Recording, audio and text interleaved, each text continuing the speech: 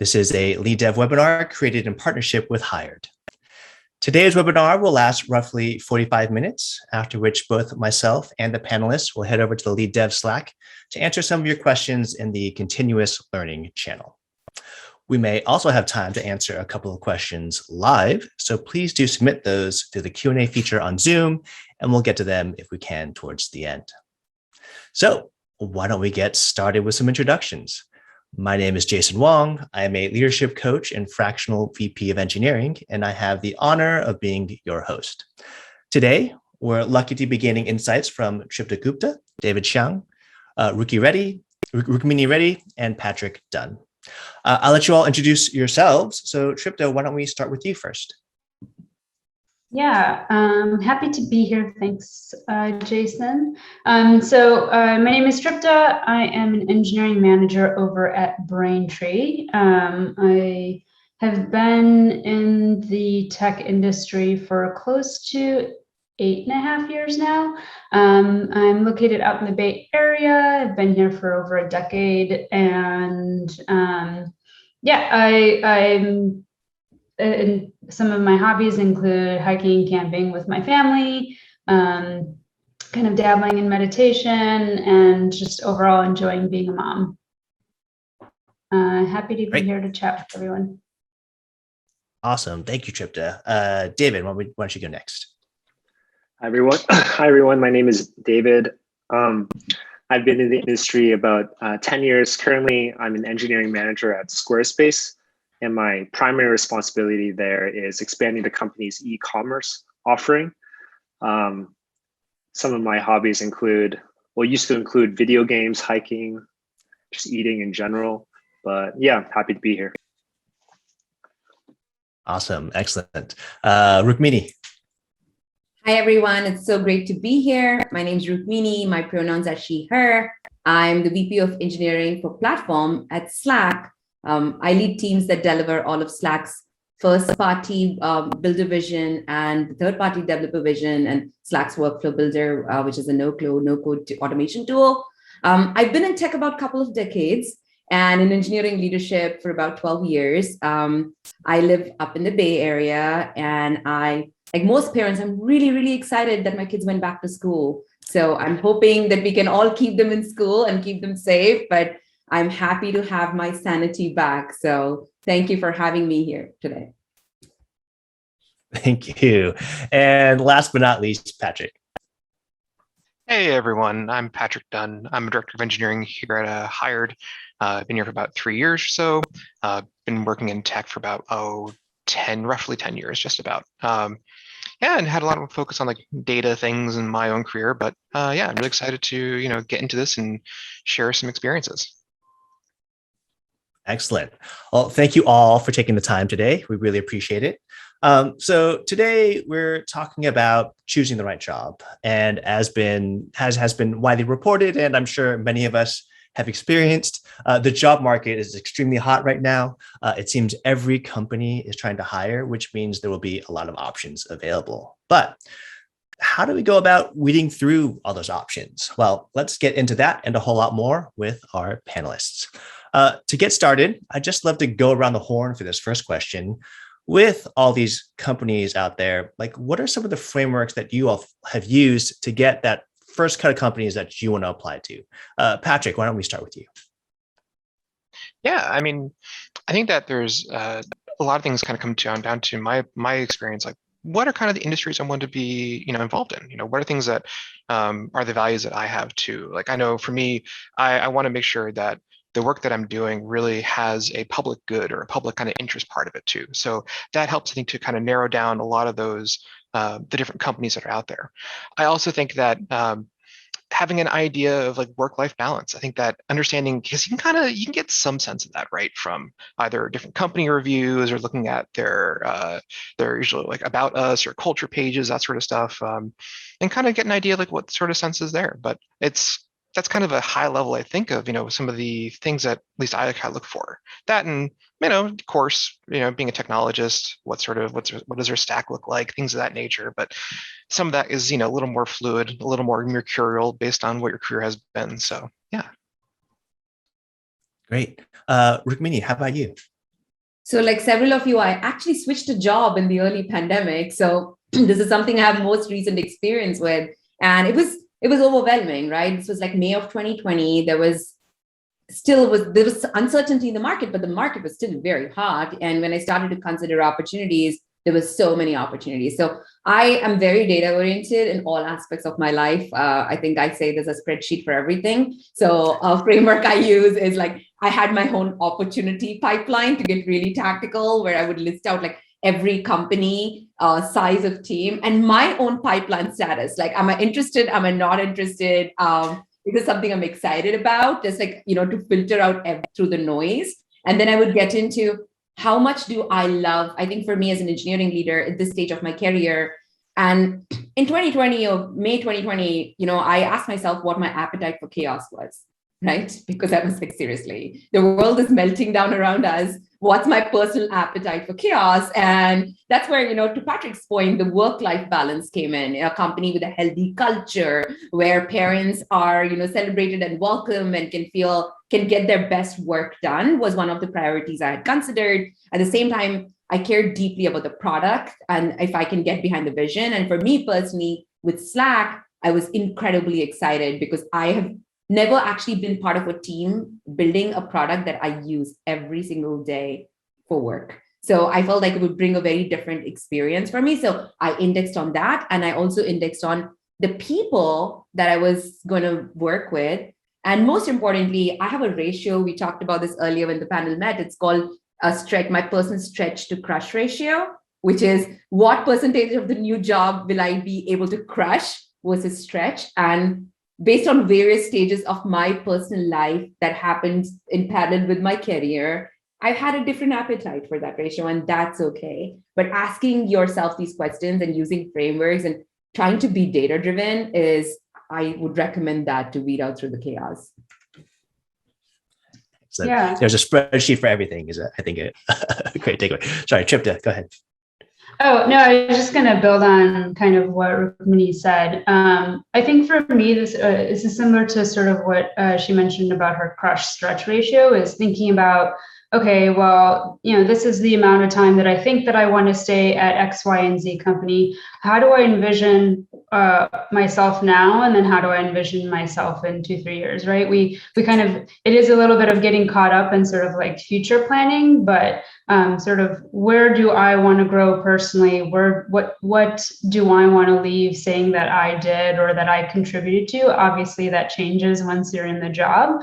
But having that sort of like long-term vision, I think helps frame what kind of questions I ask the company during the interview process. What sort of signals am I looking for when I talk to the various people like during the interview panel? So having that sort of vision and then taking into account where am I at personally? What are my obligations outside of that? Help me sort of frame how I think I will sort of exist in that new space.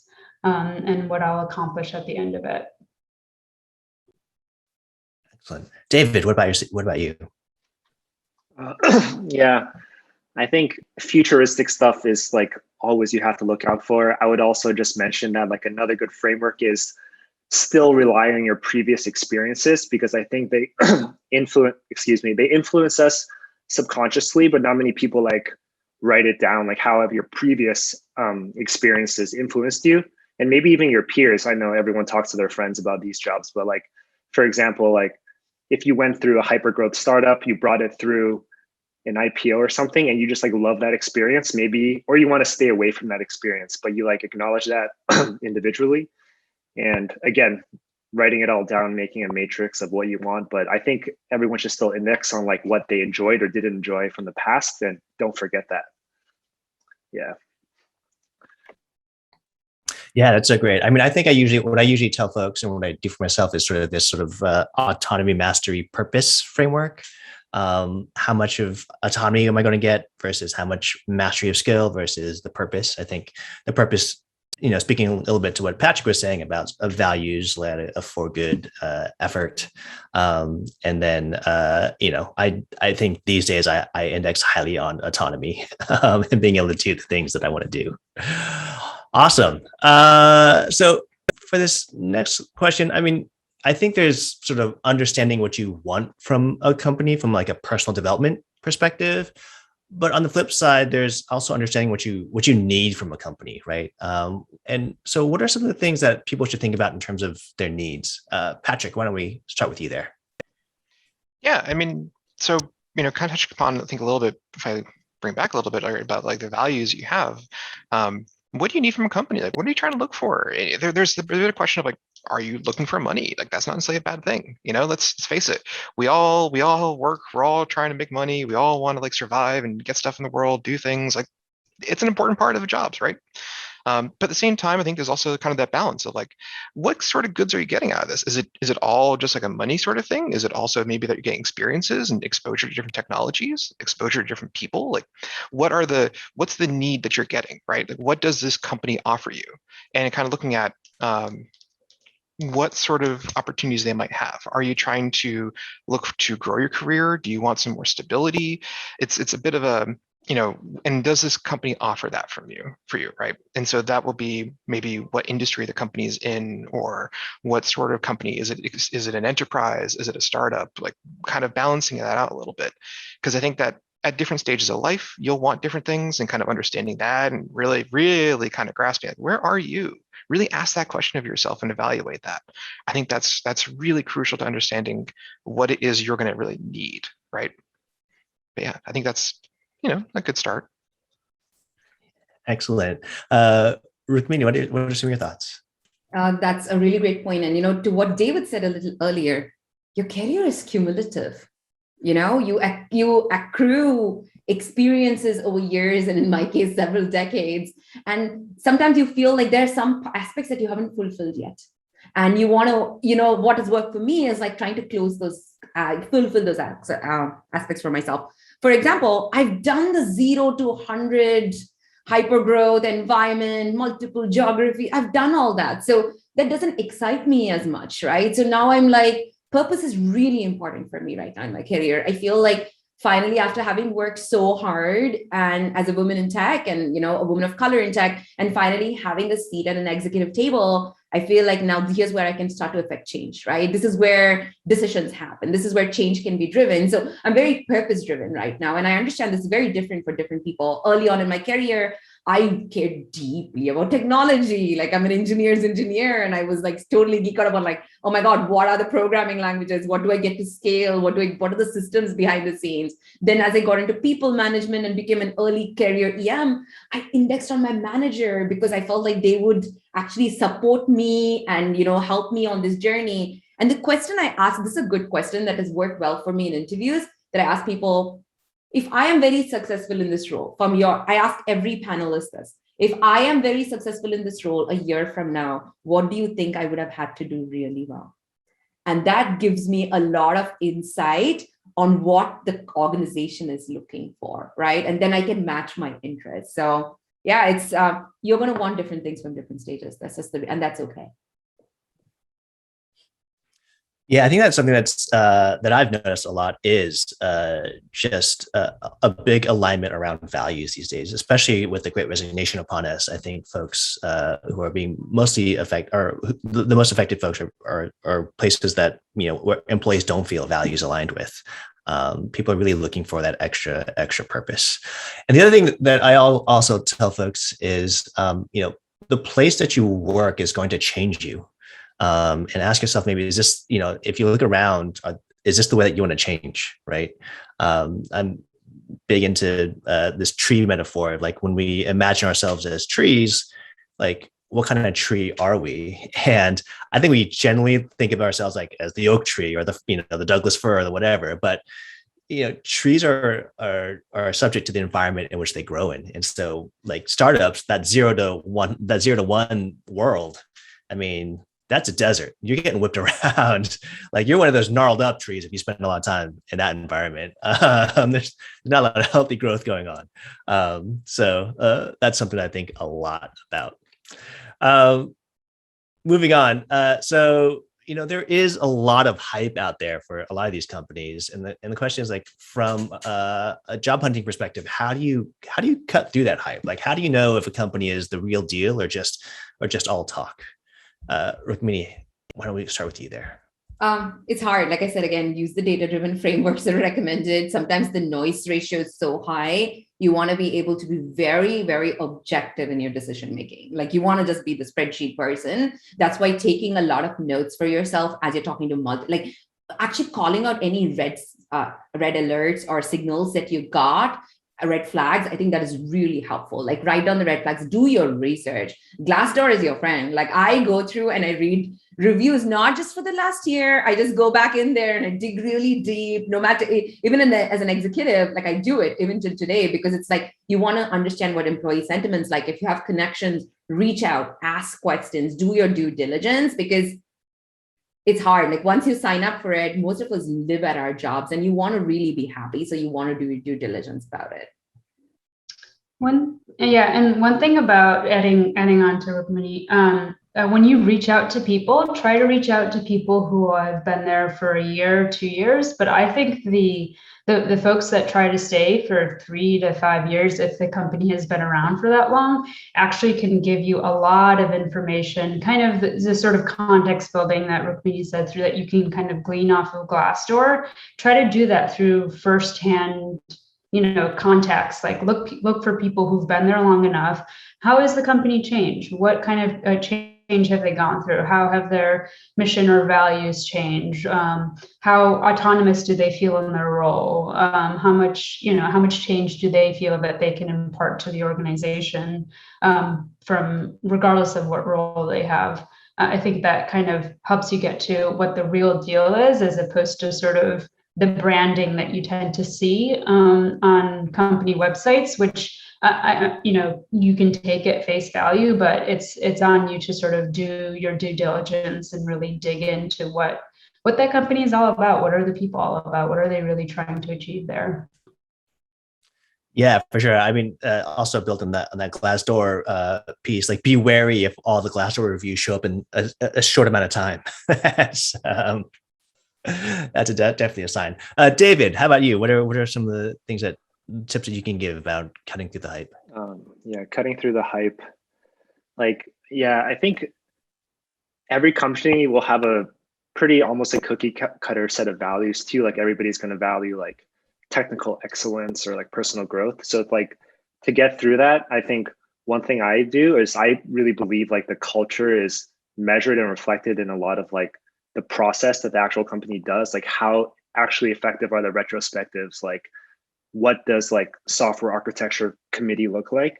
So like how that process is run actually reflects the culture. So actually to get as a proxy, if you're asking either people on LinkedIn or in your interview process, you can ask very specifically like, how is your retrospective process? Or like, how often do product teams use like frameworks developed by the platform teams, for example? And like that reflects other things, like that can reflect excellence or collaboration, all those values you can just hear about. So I think asking about being as specific as you can about the process in the interview is pretty good. Just ask, how is this run?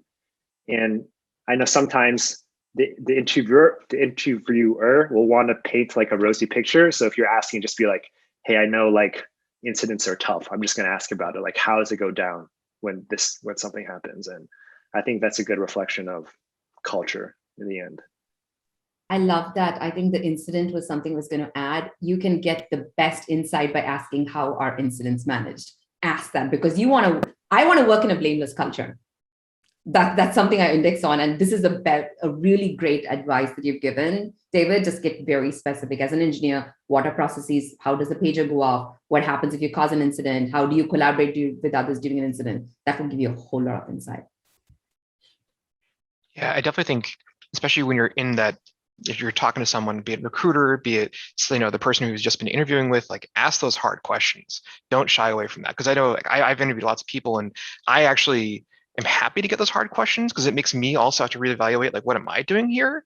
And so I think it shows that you're really interested and you have a real like you're investing at least some time, some energy, some mental worth in what is this company, what is this place, and listening to what they respond with, and really listening, kind of trying to cut through like, is it that rosy picture, David, like you were saying, or is it, are they actually getting to the meat there and really telling you, is this what it is? Is it hype? Yeah, I think it's also the meta of the process of like the interview process also being sort of a reflection of the company. And if the interview process takes a long time, like things might the company might also take a long time, et cetera, or such things. So I think that's really great advice. Awesome. Moving on, Tripta. So in our prep call, you talked a little bit about understanding like the nuances of a culture or of a company. What are some tips you can give folks on how to detect those nuances and sort of why is it important? Yeah, so you can do this at sort of multiple phases of the process, whether you're in sort of the research gathering phase or whether you're already at the interview.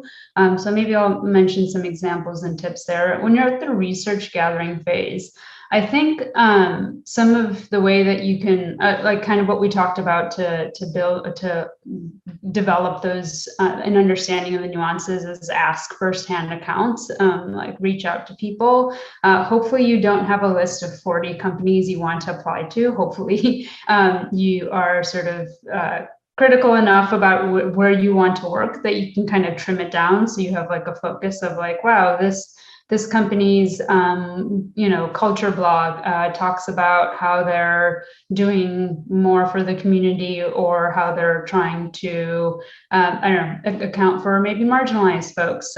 In the interview process, remember that in an interview process, you're interviewing them as much as they're interviewing you.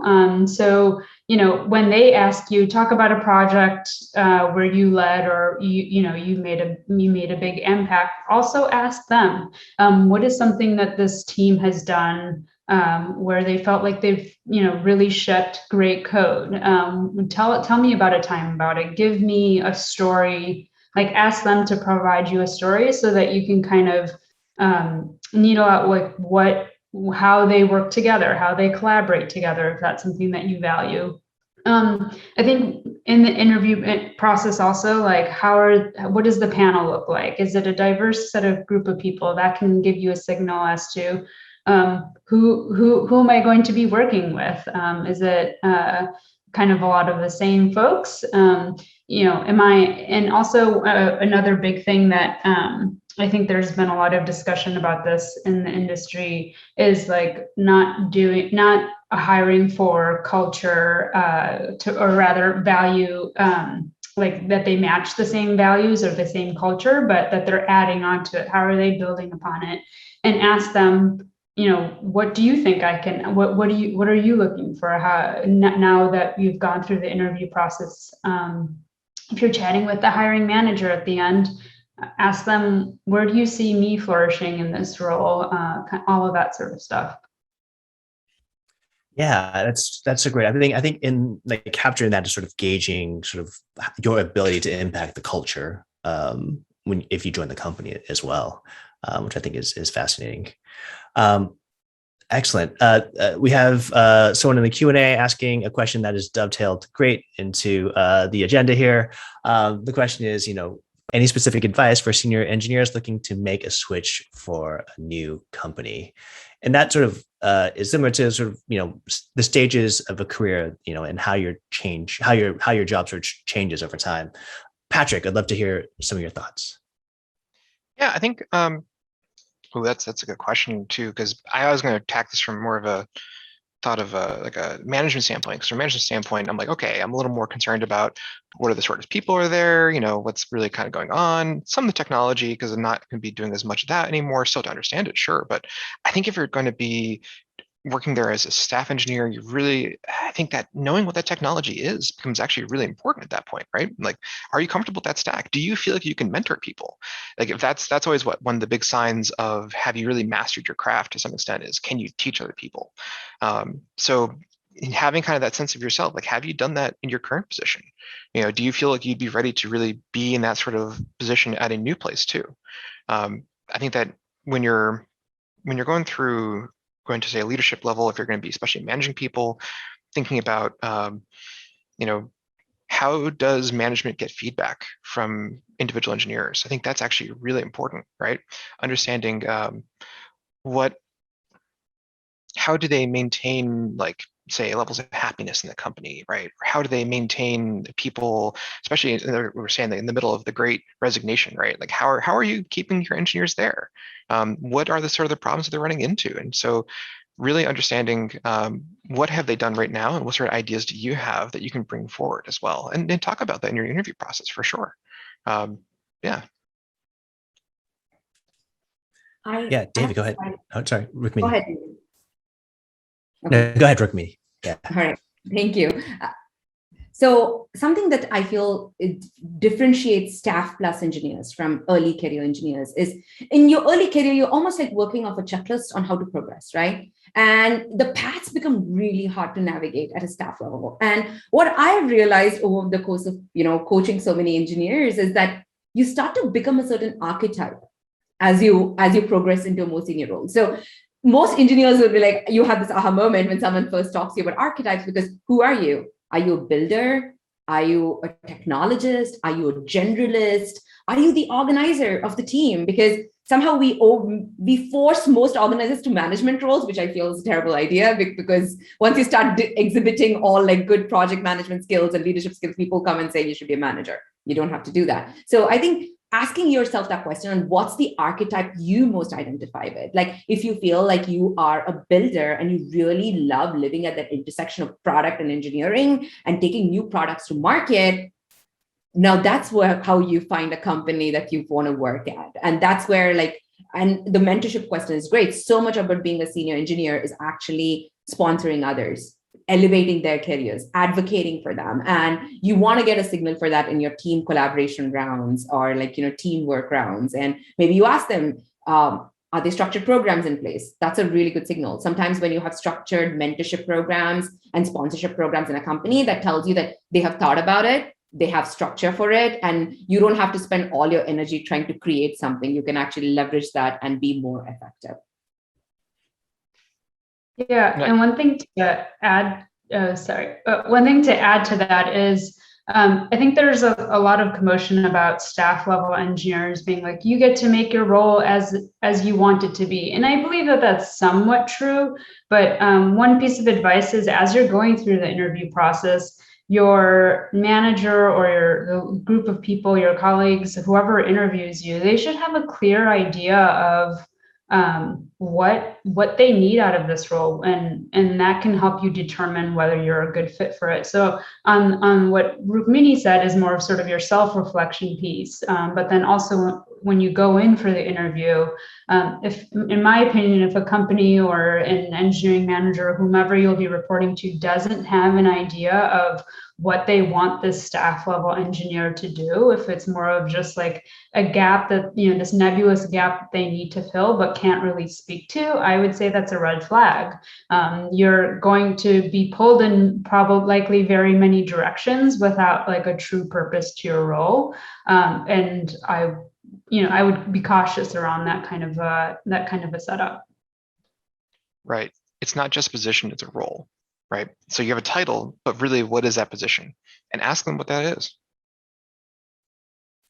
Yeah, I think another thing that I think about is if you're interviewing for a staff level position and it feels like the interview is actually just like, for an IC 1 or 2 or 3, like you're going to have to also be defining your own role at that company because they haven't quite figured out, like that interview should look different. It should feel different.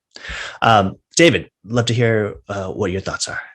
Yeah, I'll just second the thoughts before I dive into something else. I do think like I think I've seen like the experimentation of like these floating staff engineers just not work very well, and like really defining that impact and doing some kind of working agreement early is good. Even just internally promoting people, hiring people, it's all good. I think I guess I'll go back to the original question. Is kind of, I think the original QA question is like, if you're a senior engineer looking for an opportunity to step into leadership, like I think that was the context of the question. So in my perspective, like I've been at my current position for 4 years, and like for me, like I started as a senior IC moving into like team lead and eventually to engineering manager. So it's not like I just picked a leadership role and chose that. And I think there's a pretty big difference between your first leadership role and like subsequent ones, because the first one, I think you have to like really create it out of being an IC first. Like wherever you are, you have to like kind of, I don't know, prove your chops or like find a way to make the impact where you progress as an IC, then as like a leader, whatever that means, tech lead or team lead, and eventually maybe into staff or management.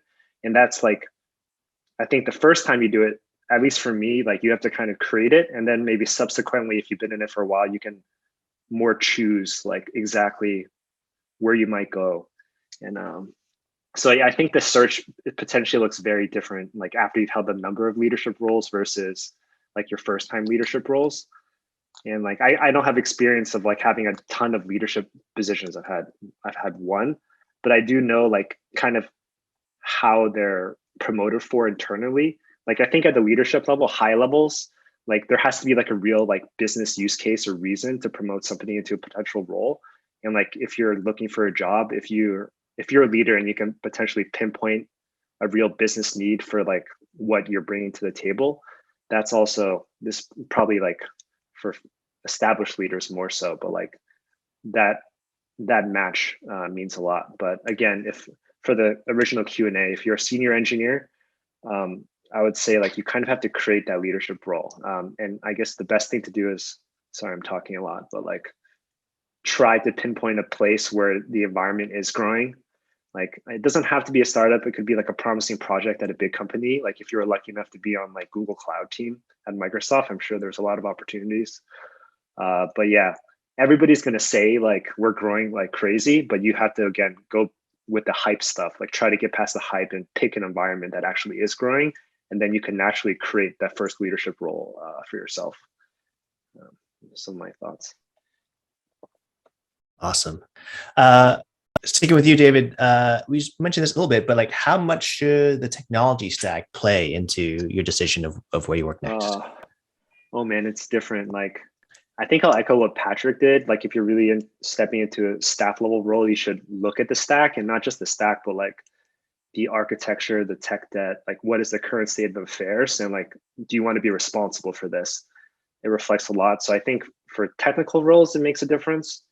And also I do think for people roles, like the current state of affairs does make a difference too, because it's all kind of tied together, like technical challenges and people challenges.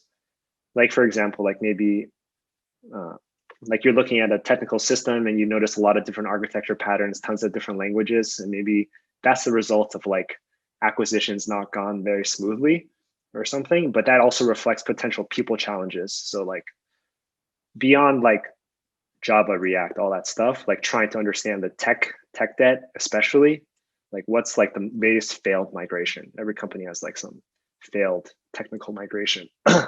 But that's really important, I think, for all levels, but it's from like a different context. Like as a staff engineer, you look at it one way, but like also there's people problems behind tech debt. So yeah, it makes a difference for sure. So. Man, hashtag truth. There are people problems behind tech debt. Yeah. Take it to the bank. Excellent. Tripta, we talked a little bit also about managers and the importance of like your new manager. Like, what are some of the qualities that you should look for in your future manager when you're searching for jobs?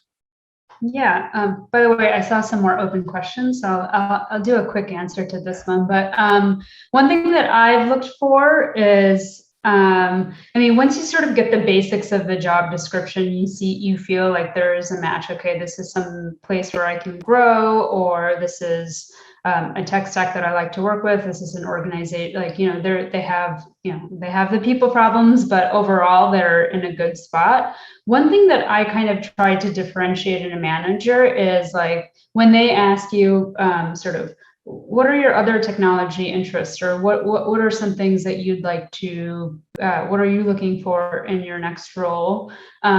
How they respond to that. Is this like, if I say to them, and again, I'm coming from sort of an EM stance, so I'll try to modify it for if you were an IC as well, is, I want to find a way to have discussion, like brown bags of like technology brown bags at the company. I want to learn about technologies that are not just within our stack, but how are we researching? How are we expanding scope on that, or trying to like stay on top of new technologies? what does the manager answer with? What are they receptive to that? Are they, dismissive of that? I think that kind of those little small questions that end up being tacked on at the end of the interview of like, oh, do you have any questions for me? Is kind of where you can kind of distinguish like, okay, these are the qualities where I think my manager will be supportive of, and that will help me thrive.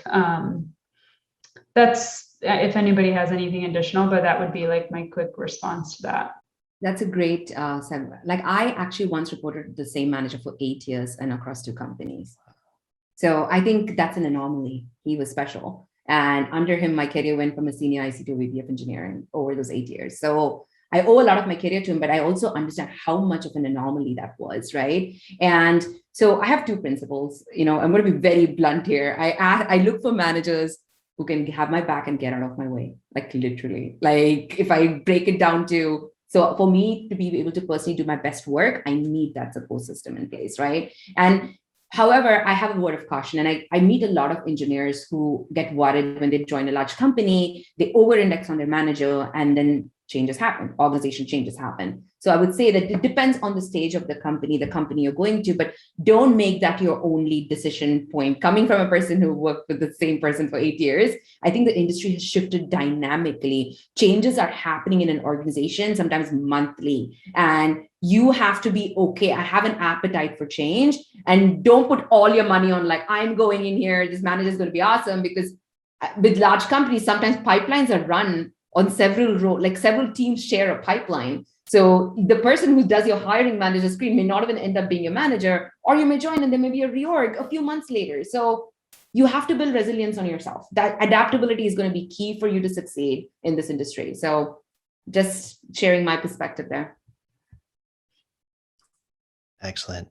We'll do one more question and then we'll move on to Q&A.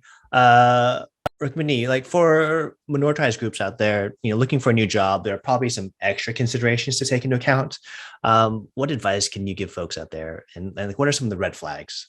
Yeah. So first and foremost, like it's hard to be an underrepresented minority. I personally struggle with imposter syndrome. No matter how, where I am in my career, I always wondered, this role's really large. How do I show up? It's always there in the back of my mind. So advice I have for myself, which has worked really well, is like, I share that I don't owe anyone anything. I'm here because I'm really excellent at what I do. So that's a little pep talk and hype talk that I give myself, which has really helped me. Red flags, like I've seen things like as obvious as a career page, right? Like people have shared a career page with me and it's only white men, like in the entire team picture. I'm like, yeah, I don't want to be your first woman in the team. I just don't have the patience for that, because it also tells me you have scaled until this point with no thought towards diversity. And now, your board might be insisting and you're like, oh my God, let me go hire an underrepresented minority. So that's a first red flag. The second thing is, again, trying to figure out during the process what deficiencies are within the organization. So this is where I come back to structured. So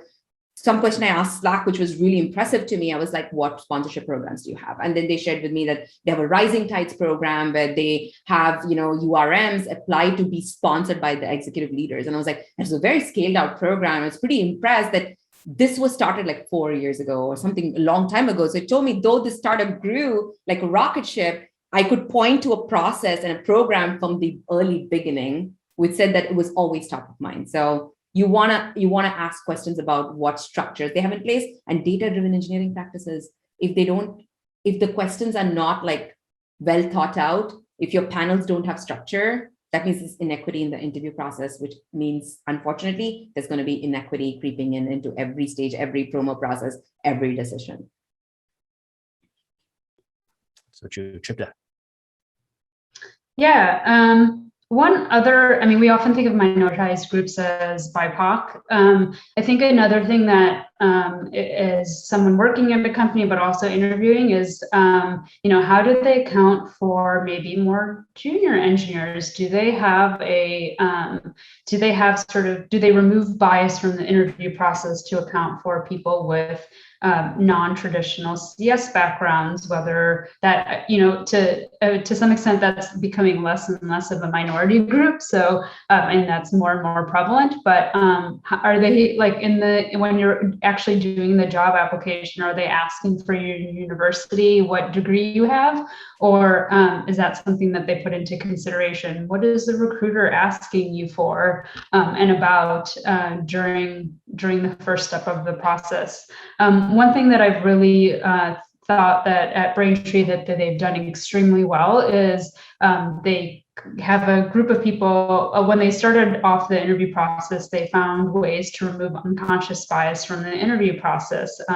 We don't level people until they've made it through the entire process. We try to have as generic listings as possible to open it up to as many people as possible. Try to look for companies that don't say 7+ years of experience and instead provide a range. We're looking for someone who has anywhere from 2 to 6 years. That means that and that might be a little bit wide of a range, but you know what I mean? Like that they're open and accepting to people with various type of experiences. I found that a lot of times folks that maybe not come from traditional backgrounds or also sort of starting off, they tend to be the most valuable people on the team. They are the go-getters. So yeah, I think I still hold this to the fact, if you get to the point where you're in the interview process, you are interviewing them.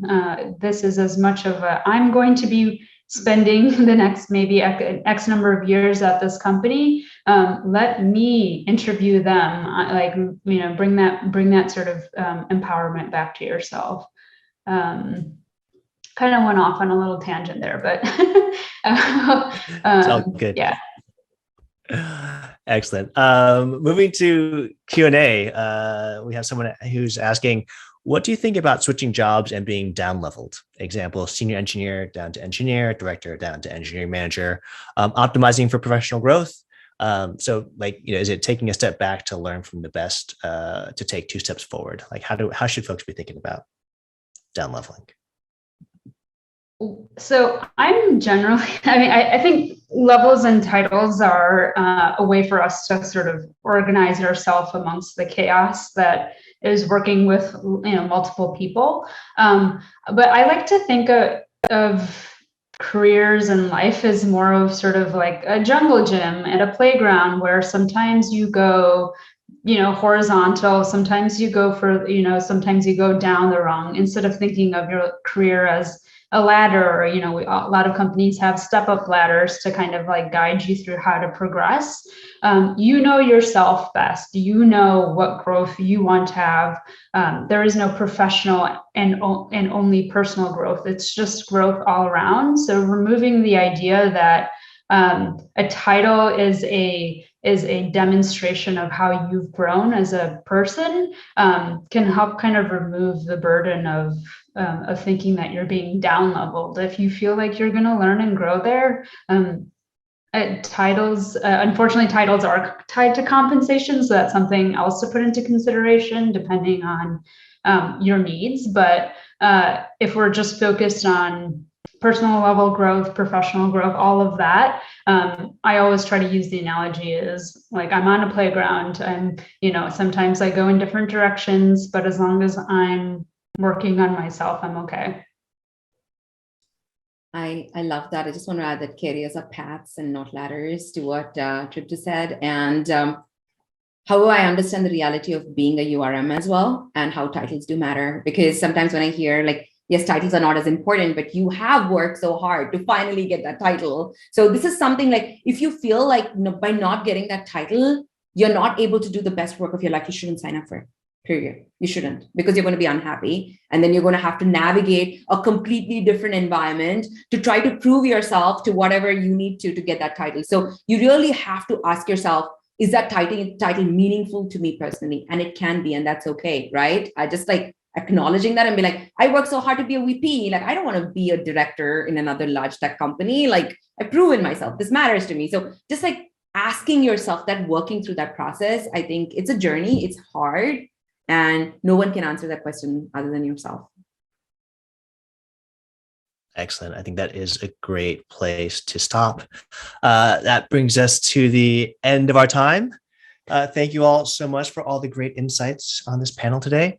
For anyone in the audience who'd like to continue the conversation, we will all be heading over to the Lead Dev Slack and hanging out in the continuous learning channel to answer more of your questions. So please feel free to join us there. Otherwise, again, thank you all for joining. We hope to see you next time and be safe out there. Thank you, everyone. Bye.